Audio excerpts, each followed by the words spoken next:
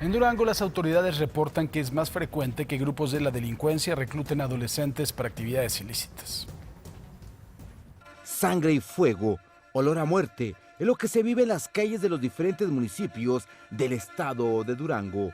Un estado donde las células del crimen organizado operan con la complicidad de las autoridades estatales. Durante la gestión del gobernador José Rosa Saizpuro Torres, las organizaciones delictivas denominadas Los Cabrera, encabezados por José Luis Cabrera Sarabia, y el Cártel del Poniente, brazos armados del Cártel del Pacífico, se han establecido en diversas zonas del estado, de acuerdo con un oficio de la Fiscalía General de la República. Estos grupos criminales realizan el cobro de piso, extorsión, secuestro, ejecuciones, trasiego de droga y venta de estupefacientes, principalmente en la zona de La Laguna. Los grupos armados del Cártel del Pacífico en Durango han comenzado a reclutar jóvenes y niños que oscilan entre los 14 y 17 años de edad para las actividades delictivas, de acuerdo con un oficio de la Secretaría de la Defensa Nacional. Este documento de la Secretaría de la Defensa Nacional señalan que desde 2016 a la fecha se han detenido alrededor de 29 jóvenes de entre los 14 y 17 años de edad en 6 municipios de la entidad, dedicados a la comisión de delitos federales como el trasiego de droga, ejecuciones, cobro de piso y extorsión. Todo esto bajo la complicidad con autoridades estatales. Para Imagen, Raúl Flores Martínez. Ante la temporada más calurosa del año, que inició este pasado fin de semana, se recomienda beber agua y no exponerse por espacios prolongados al sol, en particular bebés y adultos mayores. En el caso del estado de Coahuila, autoridades de Protección Civil recordaron a las familias que acuden a los ríos Bravo y Escondido a refrescarse que deben de extremar cuidados también. En caso de ingresar al agua en lancha, deben de utilizar chalecos salvavidas, al igual al nadar con mucha precaución. Mencionaron también que no deben de olvidar a las mascotas, quienes también deben de ser protegidas del calor. En la ciudad de Aguascalientes, una tromba causó la afectación en la ciudad. La intensa lluvia provocó la caída de árboles y anuncios espectaculares. Una tromba azotó la tarde del sábado a Aguascalientes, dejando espectaculares y árboles caídos, pasos a desnivel inundados, vehículos varados, entre otras afectaciones. Una pequeña tromba con una precipitación aproximadamente de 56.9 milímetros. Pero fíjate que nada más fue cabecera municipal de Jesús María y Aguascalientes en zona norte, algo del oriente, pero todo cargado mucho hacia el sur. Derivado de las fuertes precipitaciones, una parte del techo del Poliforum Deportivo y Cultural Universitario, en donde se realizaba el Campeonato Mundial de Voleibol Sub-20, se dañó, provocando que el agua entrara al lugar, por lo que los partidos fueron suspendidos por un lapso de tiempo y después se reanudaron. Se desprendió un tubo del desagüe del techo, entonces se desprendió dentro, entonces empezó a entrar el agua hacia lo que es el interior del Poliforum, entonces, y desprendió unos plafones. Entonces lo que hicimos fue ya checar, ya se está reparando, esa es una, y afortunadamente hay las condiciones para que se reanudaran los juegos. La zona afectada fue acordonada y una parte de los espectadores tuvieron que esperar por varios minutos afuera, ya que no había lugar donde acomodarlos, además de que se cerró la taquilla. Bueno, ahora sí que es parte de la naturaleza, ¿no? Pues ni modo. En el fraccionamiento Santa Anita, un espectacular cayó encima de al menos 5 vehículos y un negocio. Soy la dueña del Vento Blanco, que está ahí aplastado. Y pues sí exigimos que el espectacular los dueños del espectacular se hagan responsables de este hecho, porque está oxidada toda la parte de abajo y pues falta de mantenimiento, yo creo. Ya íbamos saliendo, nada más que fue cuando se soltó todo el aironazo y decidimos resguardarnos aquí, pero nos íbamos a resguardar en el carro, pero decidimos esperarnos mientras se atajaba el agua, nos metimos al baño y ya cuando salimos pues ya estaba todo aplastado el carro. Escuchó un estruendo muy fuerte. Nosotros estábamos sentadas en la terraza, afortunadamente, gracias a Dios, no hubo pérdidas humanas, no pasó a mayores que lamentar más que lo material. pero pues ahorita quieren mover esto y nos tienen que responder porque nosotros, ninguno de los dueños vamos a pagar un deducible que no nos corresponde. Los cuerpos de emergencia, seguridad pública y protección civil atendieron alrededor de 100 reportes diversos, entre la caída de 21 árboles, 53 domicilios con filtraciones de agua, 2 postes derribados y varios vehículos descompuestos. Además, hubo cortes de energía eléctrica en algunas colonias y fraccionamientos del oriente y sur de la capital. En el municipio de Jesús María se registraron algunos encharcamientos. Con información de Carla Méndez, Imagen. Tenemos más información del mundo del espectáculo. El actor Tenoch Huerta, protagonista de Narcos México, regresó al lugar donde nació y contó cómo la violencia expulsó a su familia. Tenoch Huerta se convirtió en un símbolo del nuevo cine mexicano. Mientras en el municipio en el que nació, se hundió en la pobreza y se volvió uno de los sitios más violentos del país. En Ecatepec, en el Estado de México, una joven de 22 años desapareció. Violencia intrafamiliar en Ecatepec. En Ecatepec viven con miedo. Esto ocurrió, para variar, en Ecatepec. Su cuna es Ecatepec. Este actor coquetea con producciones internacionales, como sucedió con la serie de Narcos México, donde dio vida a Rafael Caro Quintero, o cintas en las que ha actuado al lado de Mel Gibson o Julianne Moore. Su Ecatepec es famoso hoy por ser uno de los municipios más violentos y uno de los más peligrosos para las mujeres en América Latina. Bueno, pues aquí es donde yo me crié, ¿no? Chimborazo, el Monte Chimborazo, que sí era como de lo mañerón de la colonia. Y aquí cuando era morrito, por ejemplo, pues lo cerraban la calle y había toquines. Algunas ocasiones llegó a haber compas que pues, nos mataban a porque pues ahora sí que se venían de otro barrio a meter aquí. Pero pues hay muchas historias de familias con, no sé, con cosas horribles, ¿no? Por ejemplo, algún señor que abusaba de su hija y abusaba de sus nietos. O otra vecina que solía amarrar a sus hijos y, ¿no?, en la regadera y agarrarlos a cuerazos y dejarlos putos.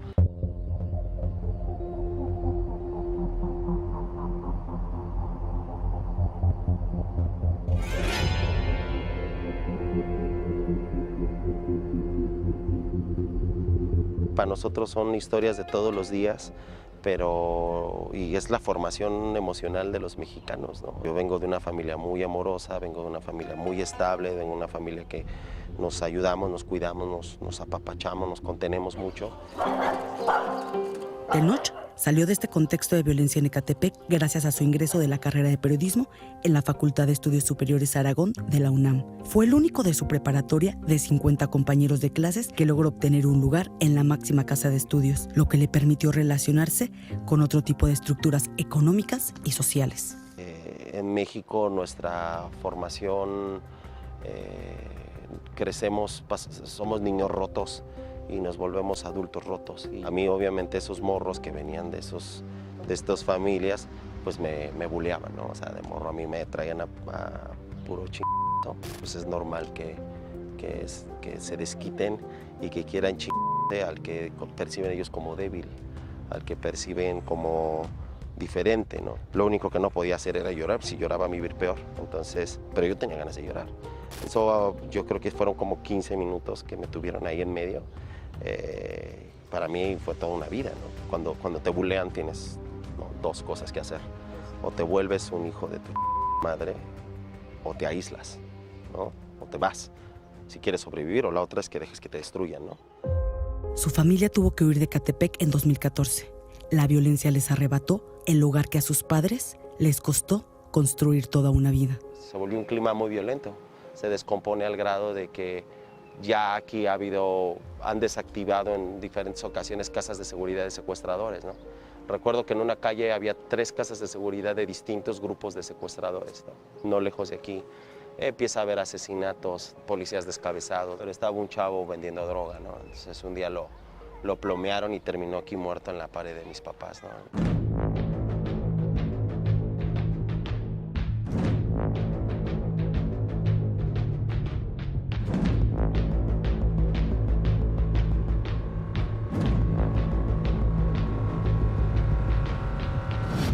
Aquí a mi mamá le bajaron una camioneta, ¿no?, punta de pistola.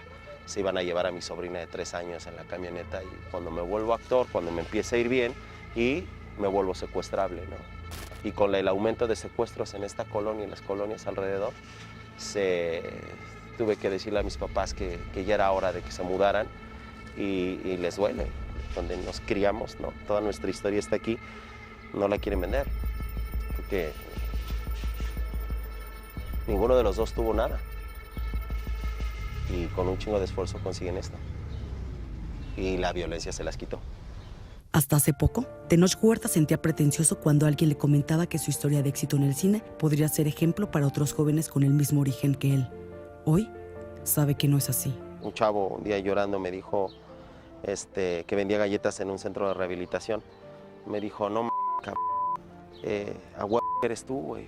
Tú eres como yo, güey. Tú eres de mi color de piel, güey. Y eres un chingón y te va chido. Y en las películas te quedas con las viejas y eres la no sé qué.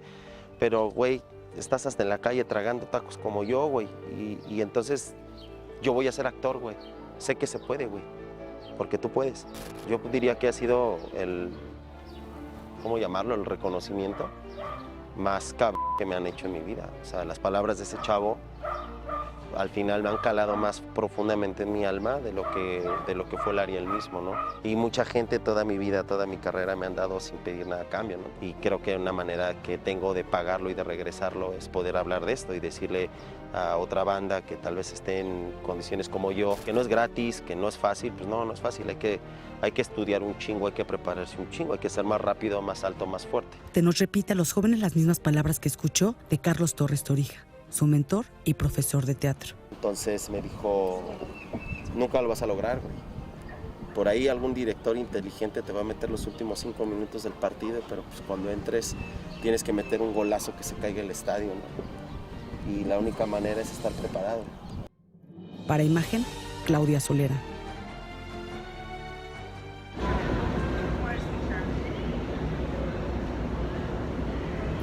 Así es, amigos, al regresar del corte les tendremos todos los detalles de qué fue lo que motivó al hombre a llegar a la Luna. Estamos transmitiendo en vivo desde el Centro Espacial Kennedy a 50 años de que pusieron al hombre en la Luna. Vamos a un corte y regresamos con mucho más información.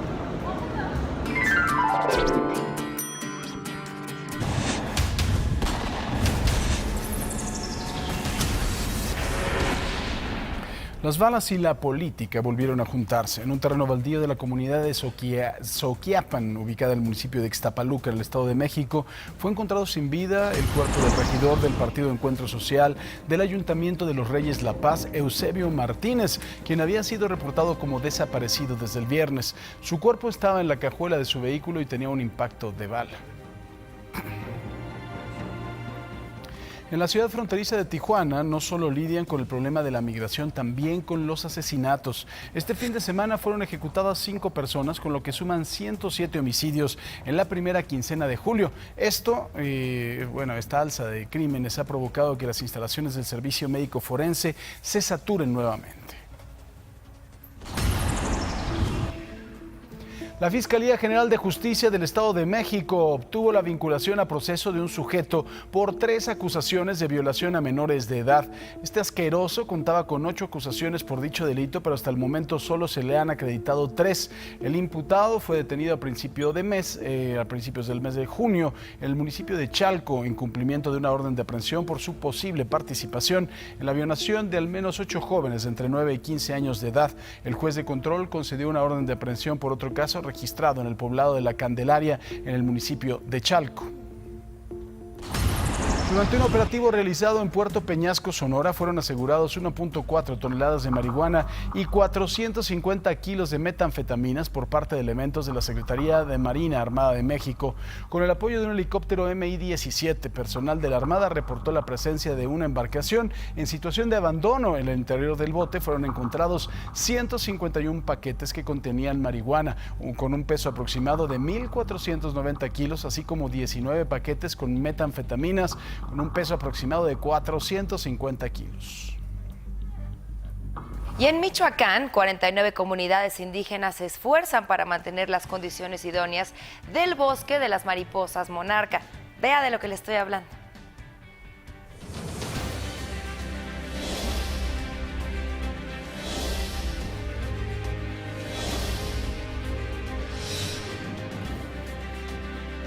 Esta es la biosfera de la mariposa monarca. 10 municipios de Michoacán la cobijan y más de 478,000 habitantes conviven durante 6 meses con los lepidópteros. Sin embargo, solo en 8 municipios con 49 comunidades indígenas trabajan programas de sustentabilidad ambiental para el rescate de los bosques, agua y suelo. La finalidad es que las personas que viven aquí, que tienen un bosque maravilloso, que muchas veces tienen que utilizar el bosque para comer, si tienen alternativas no tienen que utilizar el bosque para comer. Esa es una. La otra es, en general, si el agua no está contaminada, la mariposa llega durante la época de hibernación y lo único que hace es tomar agua y néctar de las flores. Programas como la producción de zarzamora orgánica, las hortalizas comunitarias, la reforestación en zonas de sembradíos de maíz, tienen la finalidad de reforzar y nutrir el suelo con productos naturales. Se está cuidando el suelo, se está incrementando la población de insectos benéficos, la cantidad de abejas, incluso la mariposa llega a la planta a consumir polen, a alimentarse del néctar. Y eso pues es un impacto sin duda positivo para la zona.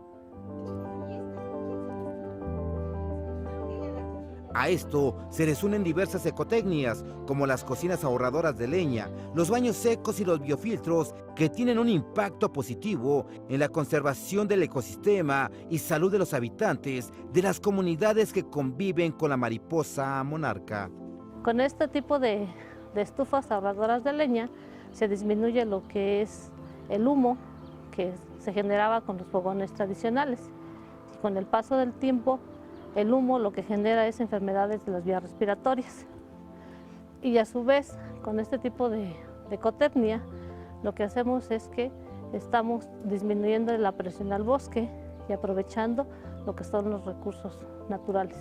La utilización de fertilizantes orgánicos, la reforestación, el menor uso de los bosques para la alimentación generó que durante el periodo de invernación 2018-2019, las mariposas monarcas se establecieran en 14 colonias en bosques de Michoacán y el Estado de México, con una ocupación total de 6.05 hectáreas, lo que significa un aumento de 144% en relación al monitoreo de 2017-2018. Para Imagen, Raúl Flores Martínez.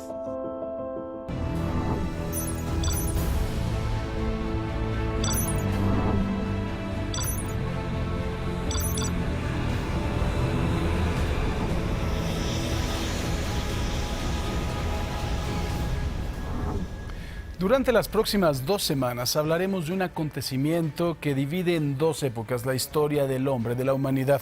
En esta semana vamos a recordar el viaje más asombroso de la historia, el 20 de julio de 1969, hace 50 años. 2 hombres, Neil Armstrong y Edwin Aldrin, llegaron a la Luna.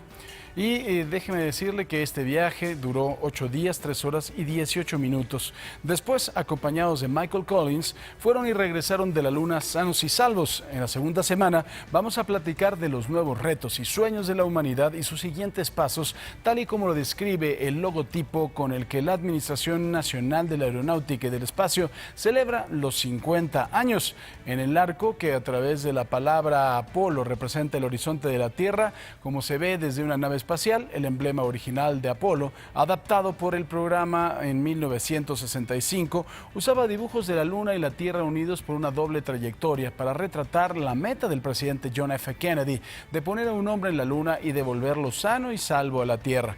De manera similar, el logo del 50 aniversario del Apolo describe una meta contemporánea con las imágenes de la Luna y de Marte, llenando la primera y la segunda O, respectivamente. La frase, el próximo gran salto, debajo de la palabra Apolo, se recuerda, por supuesto, lo que Neil Armstrong declaró que su primer paso en la superficie lunar. Este es un pequeño paso para un hombre, pero un gran salto para la humanidad. Hoy la NASA está trabajando para devolverle a los astronautas a la Luna para probar tecnologías y técnicas para los próximos saltos gigantes, misiones desafiantes, sin duda, a Marte y otros destinos en el espacio profundo. El emblema original era un diseño que representaba la constelación de Orión sobre una mayúscula A. La constelación se colocó de manera que sus 3 estrellas centrales formaron la barra en la inicial de Apolo en el logotipo del 50 aniversario.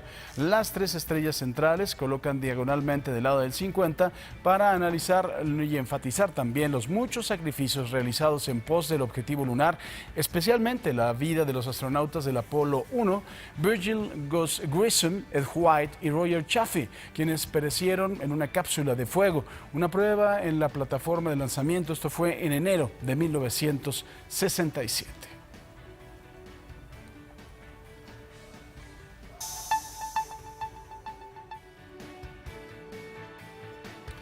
Y bueno, también le puedo decir que grandes escritores, grandes pensadores, grandes mentes ya pensaban y soñaban mucho tiempo antes con el sueño de la luna.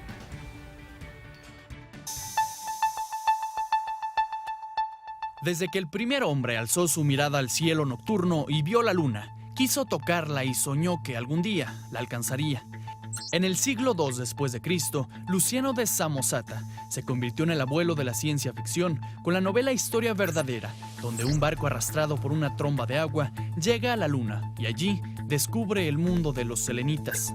Después, Copérnico nos mostró el sistema solar y que la Tierra gira alrededor del Sol.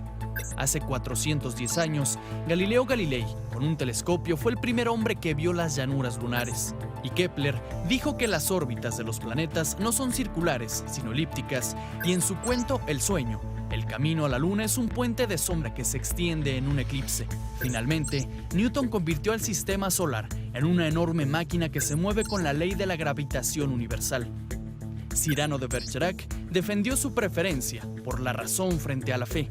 Y en su libro Viaje a la Luna, ideó cohetes y con un artefacto a chorro accionado por el Sol, alcanzó la Luna. El primer globo con pasajeros descubrió que a 8 kilómetros del suelo nos esperaba el frío y quizás la muerte. Julio Verne lanzó un cañonazo desde Florida y su módulo Columbia, en forma de araña, fue el primero que se posó en la Luna. Herbert George Wells nos aterró con la Guerra de los Mundos y Hale fue el primero en sugerir una estación espacial en la Luna de ladrillo. En 1902, Méliès fue el primer hombre en llegar a la Luna, en el cine. Y mientras los primeros aeroplanos levantaban el vuelo, el ruso Konstantin Tsiolkovsky creó la teoría matemática en la que se basan los viajes al espacio. Dio cuenta que el cohete proporcionaba la única manera de escaparse de la Tierra y llegó más lejos al hablar de los trajes de éter, la energía solar y los satélites. El norteamericano Robert Goddard fue el primero en hablar de llegar a la Luna y el primero en lanzar un cohete con un motor a propulsión con combustible líquido. Su cohete voló 55 metros y superó la marca de los hermanos Wright. El rumano Obert resucitó la idea de la estación espacial medio siglo después de Hale y por sus ideas se crearon pequeñas sociedades de cohetes. Fue el único pionero de la astronáutica que pudo asistir en directo al despegue del Apolo 11. El alemán Walter Hoffmann se adentró en las trayectorias interplanetarias que con el tiempo se convirtieron en las órbitas de las sondas modernas y que llevan su nombre. En la película Una mujer en la luna, su director Fritz Lang inventó la cuenta regresiva que desde entonces ha mantenido a naciones enteras pegadas al televisor. Pero los sueños del hombre se convirtieron en armas y el capitán del ejército de la Alemania nazi, Domberger, contrató a un estudiante de ingeniería menor de 20 años llamado Werner von Braun y en medio del mayor secreto produjeron un gigantesco proyectil que el mundo conocería como V2. Por fortuna, Hitler no creía en los cohetes, lo cual fue aprovechado por los aliados en la victoria. Los rusos se robaron planos y algunos técnicos, mientras que los americanos se quedaron con von Braun, que cambió sus misiles de guerra por cohetes de ilusiones y aventura, que entre los bramidos de los túneles de viento y las llamas de las plataformas de ensayo llevaron a la humanidad a posarse sobre la luna y hacer un largo sueño realidad.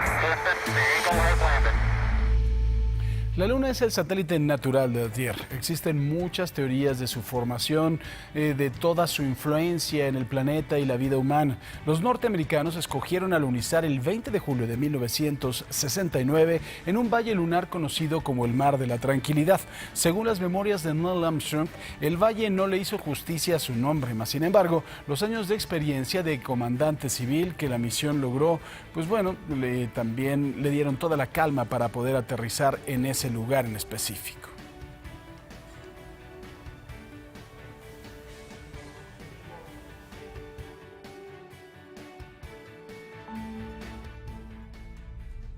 La Luna es el único lugar más allá de la Tierra en donde los humanos han puesto un pie, al menos por ahora. Tiene un ambiente poco hospitalario. La atmósfera débil no ofrece protección en contra de la radiación solar, ni en contra de los meteoritos. La temperatura de la superficie varía de 127 grados centígrados en el Sol a menos 173 grados centígrados en la oscuridad. Hay varias teorías sobre cómo se formó la Luna. La principal hipótesis es que fue el resultado de una colisión entre un cuerpo del tamaño de Marte y la Tierra hace unos 4.500 millones de años. Pero un nuevo estudio ha sugerido que la Luna, en cambio, fue forjada por una erupción de cuerpos más pequeños que se estrellaron en contra de una Tierra embrionaria, un escenario de impacto múltiple en lugar de una sola hipótesis de impacto. A pesar de estar a unos 384.400 kilómetros de distancia de la Tierra y a menos de un tercio del ancho, el único satélite natural de nuestro planeta desempeña un papel vital al moderar la cantidad de oscilaciones de la Tierra en su eje. El tiempo que tarda la Luna en girar una vez sobre su eje es el mismo tiempo que tarda en orbitar la Tierra, que es aproximadamente 27 días. Como resultado, siempre vemos la misma cara en la Tierra. Los eclipses solares ocurren cuando la Luna se cuela entre la Tierra y el Sol y los tres cuerpos se alinean con precisión. Las misiones múltiples de la Luna no han encontrado ninguna evidencia de vida, pero eso no quiere decir que no será colonizada por humanos en el futuro. La gravedad es alrededor de una sexta parte de la Tierra, lo que explica por qué los astronautas parecen rebotar en su superficie. ¿Usted sabe también por qué los lanzamientos de las naves espaciales de la NASA se han realizado en Cabo Cañaveral, Florida? Bueno, esto tiene un porqué y nos lo explica nuestro opinador Quique Villanueva, que está desde allá, desde Cabo Cañaveral. Me quedo, Quique, adelante. Pero ¿por qué Florida? ¿Por qué Cabo Kennedy? ¿Por qué el centro espacial? Vamos con la siguiente información. Julio Verne se equivocó tan solo por 240 kilómetros, pero al final, Cabo Kennedy se quedó con la responsabilidad de lanzar los cohetes que harían historia. Este centro turístico y santuario del Águila Calva, Caimán, Cascabel y Manatí, por su cercanía al mar, lo despoblado del terreno y la distancia entre Jacksonville, Miami y Orlando, además del movimiento de la Tierra, lo colocaron como la mejor opción desde 1962 para que los más de 13,000 empleados que hoy laboran en el centro espacial continúen con el desarrollo que les dejaron sus antecesores, como la creación de gigantescos transportes, plataformas y el cuarto edificio de ensamblaje más grande por volumen del mundo. Desde aquí, la plataforma 39A, junto al resto de las instalaciones, han sido testigos del desarrollo espacial, un gran centro de divulgación e investigación que en la primera generación marcó un antes y un después gracias a los Apolo. Y desde 1969 ha sido la casa y última morada del Saturno V.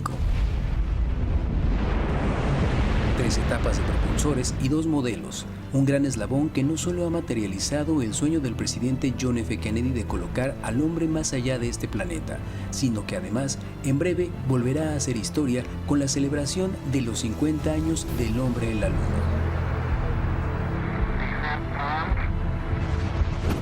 Un evento que será la antesala de la nueva generación espacial. Pero bueno, esa será otra historia que les contaremos durante esta semana.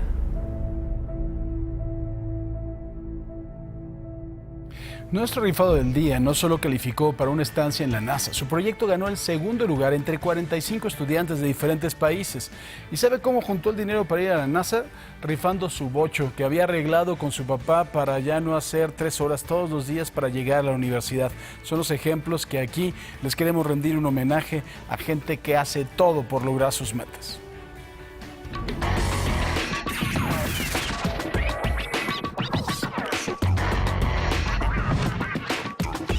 Siempre me había gustado ver las estrellas, entonces lo que más me gusta son, ahora sí que estar viendo el cielo. Mi nombre es Jonathan Cristian Sánchez Pérez, tengo 19 años y pues fui premiado por la NASA, pues ahí presenté un proyecto el cual consistía en colonizar la luna que está orbitando alrededor de Júpiter. Para llegar hasta la NASA pues fue un largo proceso, una aventura. Lo que hice fue aplicar a una convocatoria que lanza la NASA a todos los países y a todas las universidades. Califiqué para ir a concursar al Centro Espacial en Houston, en Texas. Se presenta esta otra parte, son $3,500 los que tenía que juntar para los gastos de visa, pasaporte, vuelto de avión. Dices, no inventes, ¿de dónde voy a sacar todo eso? Le dije a mi papá, pues hay que rifar el bocho, ¿no? Ese bocho apenas me lo acababa de regalar mi papá para que yo me lo llevara a la universidad. Tuve que ir ahora sí que en todas las casas, tocando puertas, a ver quién me compraba boletos. Sí, se logró, de hecho. Mi estancia en Houston fue alrededor de una semana. Pues la verdad fue una competencia wow, impresionante. Eran 45 participantes. De hecho, nada, dormía media hora, una hora. Horas de estar viendo de qué forma que salga una idea mejor que las demás y que sobre todo te escojan. Tan solo haber llegado ahí y haber adquirido todo ese conocimiento también es impresionante. Regresas con más ganas, esa hambre de conocimiento, más ganas de aplicar nuevos proyectos, sobre todo venir aquí a nuestro país y pues impulsar esa tecnología que no tenemos aquí. Mi gran sueño es ser astronauta. Siempre soñaba con que algún día iba a llegar hasta la NASA y no, te sientes como si estuvieras volando.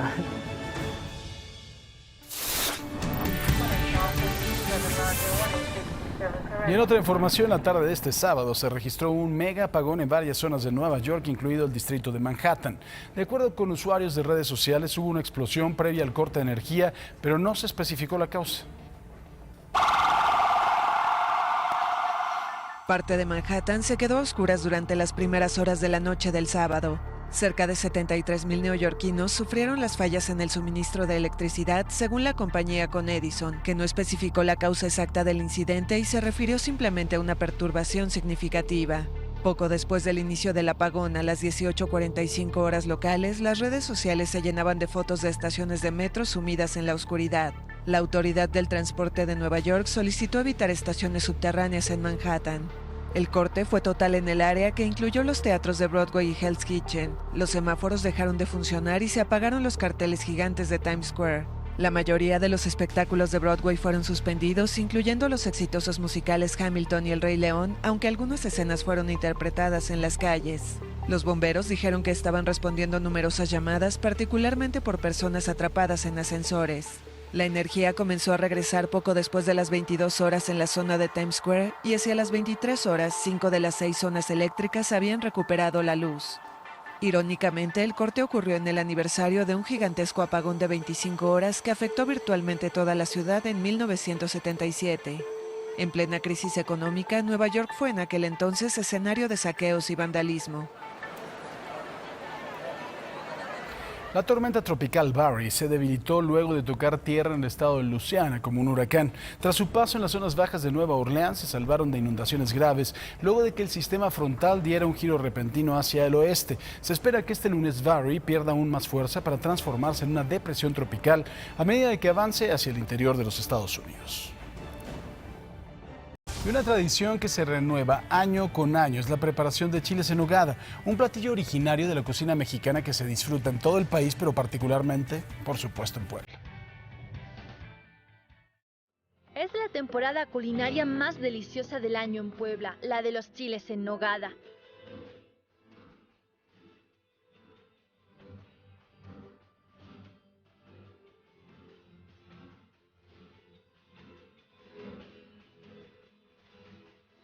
Para conocer con detalle el proceso de preparación, nos trasladamos a San Andrés Calpan, cuna de este platillo, ubicado en las faldas del volcán Popocatépetl, a tan solo 40 minutos de la capital poblana.